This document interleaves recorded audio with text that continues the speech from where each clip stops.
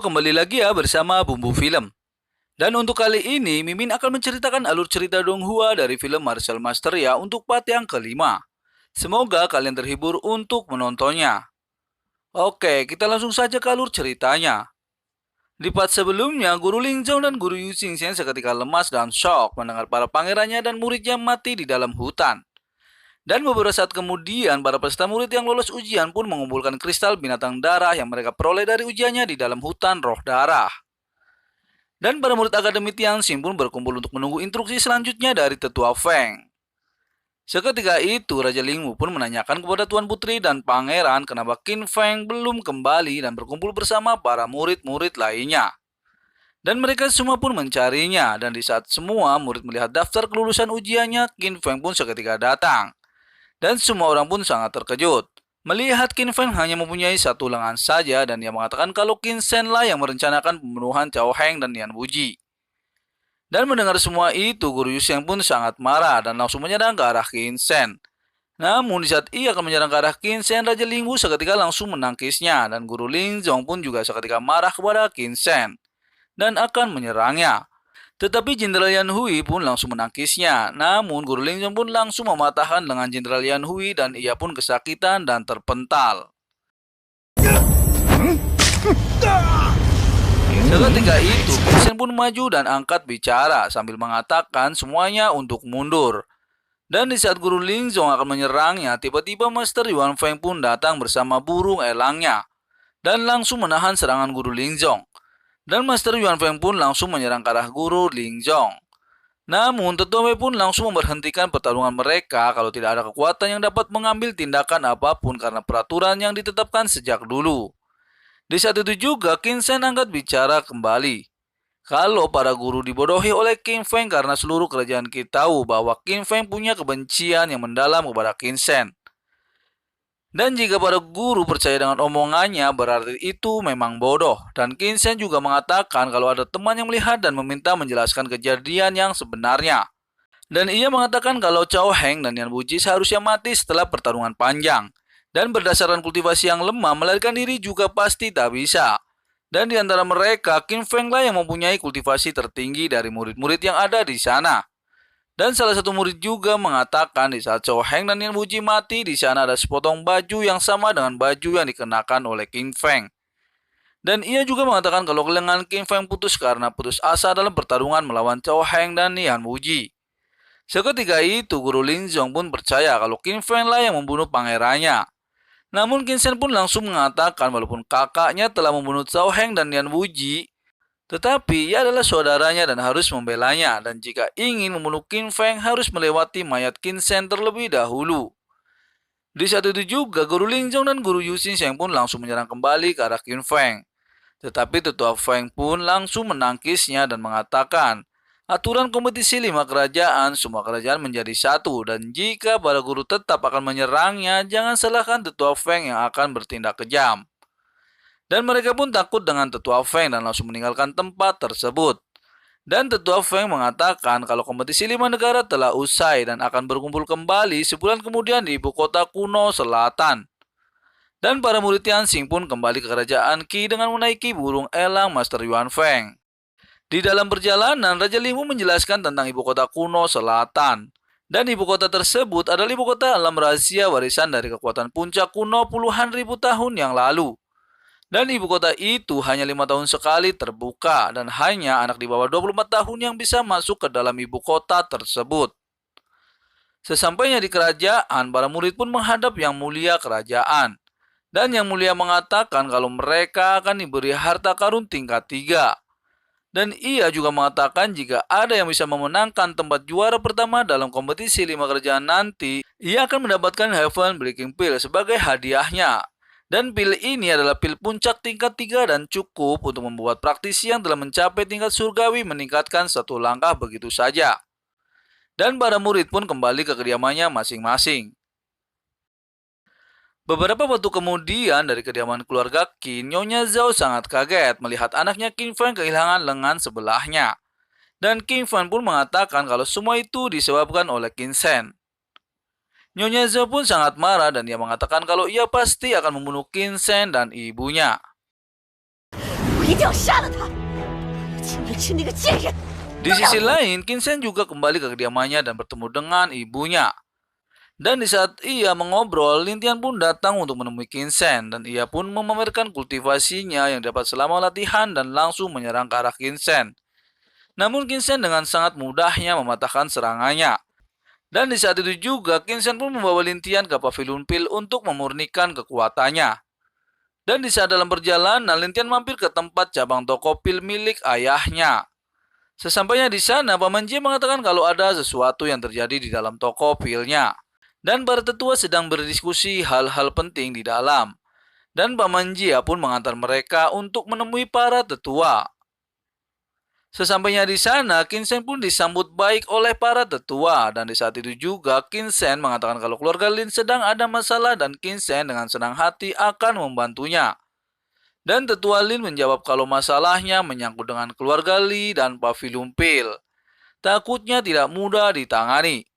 Dan Qin Shen langsung mengatakan kalau masalah dengan pavilion pil ia masih bisa menanganinya. Dan tetua Lin mengatakan ia juga tidak tahu kenapa pavilion pil memutuskan hubungan dengannya. Di saat itu juga Paman Jian mengatakan kalau keluarga Li telah menghancurkan toko pilnya. Mereka pun semua terkejut dan Qin Shen meminta Lin Tian untuk pergi ke markas pavilion pil dan bertemu dengan Tuan Liu Guang. 什么？这家这是要赶尽杀绝啊！林天，你马上去丹阁总部找流光大使。 Dan Lin Tian pun langsung pergi ke markas pavilion pil bersama paman kedua. Dan Qin Shen beserta para tetua melihat toko utama yang dirusak oleh keluarga Li. Sesampainya di markas pavilion pil, Lin Tian mengatakan kepada penjaganya kalau ia ingin bertemu dengan Tuan Liu Guang. Di saat itu juga datang seseorang manajer dengan sangat sombong mengatakan kalau pavilion pil bukanlah tempat untuk orang rendahan seperti mereka. Dan ia pun mengusir Lin Tian dan pamannya. 哪儿来的就滚哪儿去，棒槌似的，看着人爱。 Namun Lin Tian tidak mempedulikan manajer itu dan akan menerobos masuk ke dalam pavilion pil. Di saat ia akan menerobos, manajer itu menghalangi Lin Tian dan Lin Tian pun langsung menampar manajer itu. Dan di saat manajer itu akan menyerangnya kembali, Lin Tian dengan mudahnya memukul dan membuat manajer itu terpental. Di saat itu juga Kapten Seng datang dan langsung mengusir Lin Tian. Namun Lin Tian mengatakan kepada Kapten Seng kalau ia ingin bertemu dengan Tuan Liu Guang karena disuruh oleh Qin Shen. Namun manajer itu masih tetap sombong dan mengatakan kalau Qin Shen hanyalah sampah yang diusir dari keluarga Qin-nya. 我呸！还少爷，那东西早被逐出第五。 Dan di saat Kapten Shen akan menyerang Lin Tian, Tuan Shen Mu datang. Dan Kapten Shen mengatakan kalau kedua orang tersebut ingin bertemu dengan Tuan Liu Guang atas perintah orang yang bernama Qin Shen.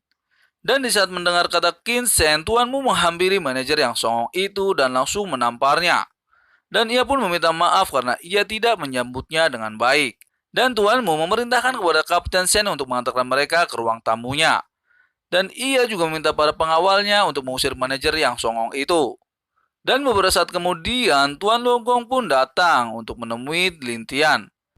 Dan Tuan Liu Gong tidak tahu kenapa Qin Shen menyuruh mereka berdua untuk datang ke pavilion pilnya. Dan Lin Tian pun langsung menjelaskannya kepada Tuan Liu. Dan Tuan Liu pun sangat marah dan memerintahkan kepada Tuan Mu untuk memanggil Tuan Wuzong yang bertanggung jawab tentang obat-obatan. Dan di saat Tuan Wuzong datang, ia menceritakan kalau kejadian seperti ini karena atas perintah Muxun yaitu manajer dan Lixun seorang alkemis dari pavilion pilnya yang bekerja sama dengan keluarga Li. Dan Lin Tian juga mengatakan kalau kedatangannya adalah karena toko pilnya yang akan dihancurkan oleh orang-orang pavilion pil. Qin Shen dan ayahnya juga berada di 人家总 sana. 店要被登阁的人强拆，陈少和我爹已经过去了。 Dan mendengar semua itu, Tuan Liu langsung pergi untuk menemui Qin Shen. Di sisi lain, Kapten Luo dan para prajuritnya akan menghancurkan toko pil milik tetua Lin. Atas perintah keluarga Li, dan di saat itu juga Qin Shen dan tetua Lin datang untuk menemui para prajurit yang akan menghancurkan tokonya.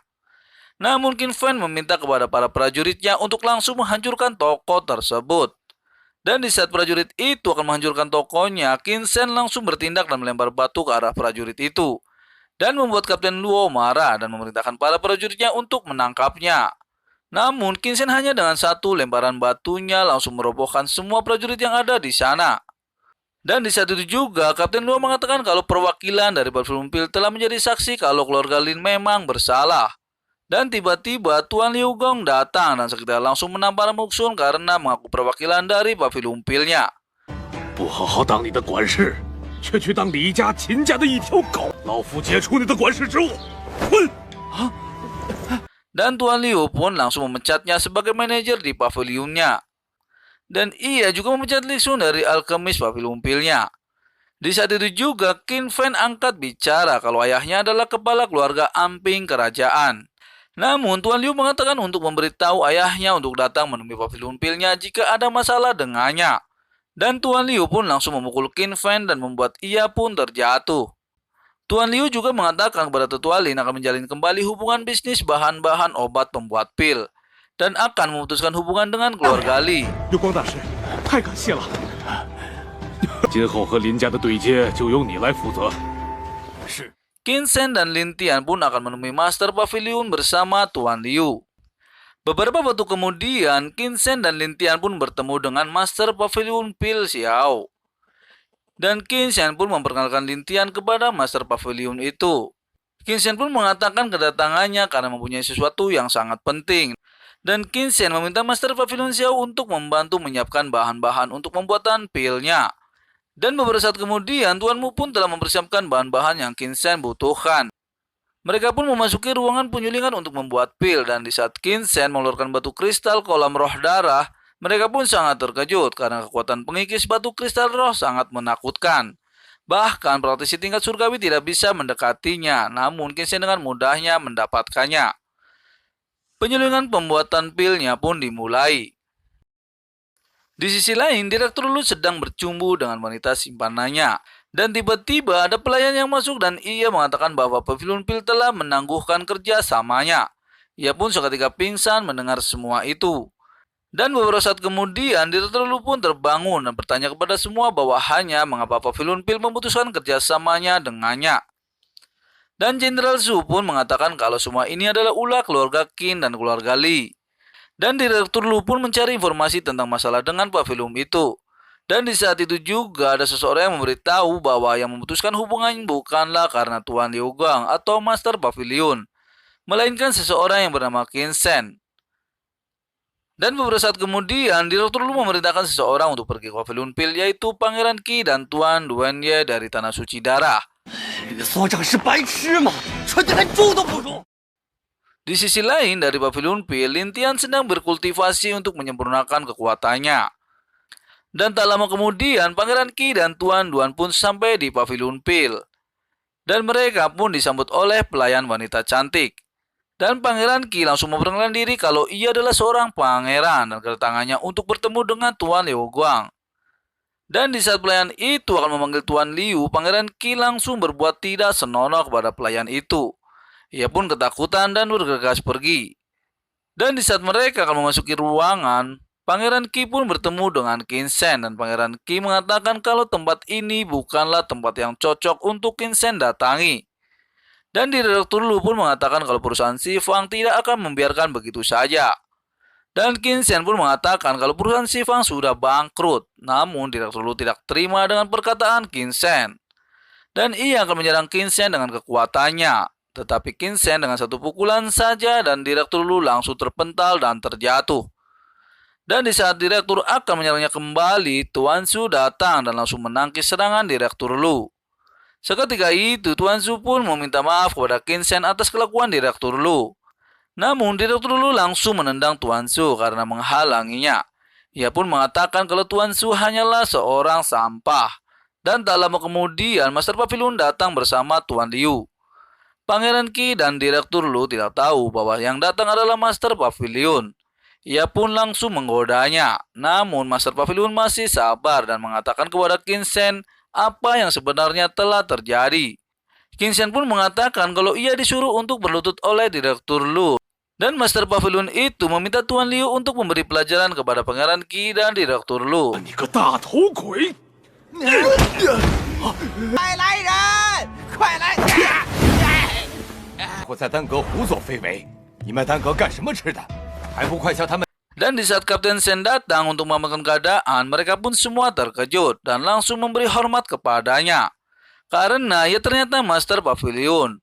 Dan Master Pavilion itu pun meminta pengawalnya untuk menangkap Direktur Lu dan Pangeran Qi. Dan di saat para pengawal itu akan menangkap Tuan Duan, ia langsung mengeluarkan token Bloodline tingkat 1 dari Aula Suci. Namun, Master Pavilion itu tidak takut dengan Master Bloodline itu dan menyuruh para pengawalnya untuk menangkapnya.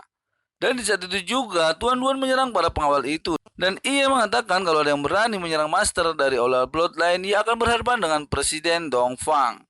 Dan Qin Shen pun langsung mengeluarkan token emas Aula Bloodline. Dan token emas ini adalah token emas tertinggi dan paling mulia dari Aula Bloodline dan hanya Presiden Dongfang lah yang dapat memberikannya. Dan melihat token emas ini sama saja seperti melihat Presiden 睁大 Dongfang. 眼睛好好看看。啊，金克令，见金克令如见会长啊！陈少还真是身材。 Seketika itu Tuan Duan pun tertunduk dan para pengawal pun langsung menangkapnya. Di sisi lain, Yang Mulia Kaisar dari Kerajaan Qi pun sangat marah karena kelakuan Pangeran Qi yang sembrono kepada Master 人岂 Pavilion. 会不知？平时也就罢了，这次竟连丹阁阁主也敢轻门外，李亲王、荣王还有诸多大臣求见。又没上 Dan beberapa waktu kemudian, Pangeran Li dan Pangeran Rong datang untuk menemui Kaisar. Dan ia membicarakan tentang Pangeran Qi yang ditangkap oleh Master Pavilion dan ia mengatakan itu semua gara-gara ulah Qin Shen yang memprovokasi Pangeran Qi. 仗功行事，不好好严惩，让外界如何看我？ Dan di saat itu juga Pangeran Wang datang dan ia mengatakan kalau Pangeran Qi lah yang pertama membuat onar di Pavilion Pil. Dan ia juga mengatakan kalau Qin Shen lebih baik dari anak idiot Pangeran Li. Dan para menteri pun meminta agar Yang Mulia menghukum Qin Shen dengan berat. Dan apa yang akan terjadi kita akan bahas di part selanjutnya ya. Dan jangan lupa untuk like dan subscribe ya. Lalu aktifkan loncengnya agar tidak ketinggalan cerita seru lainnya. Terima kasih.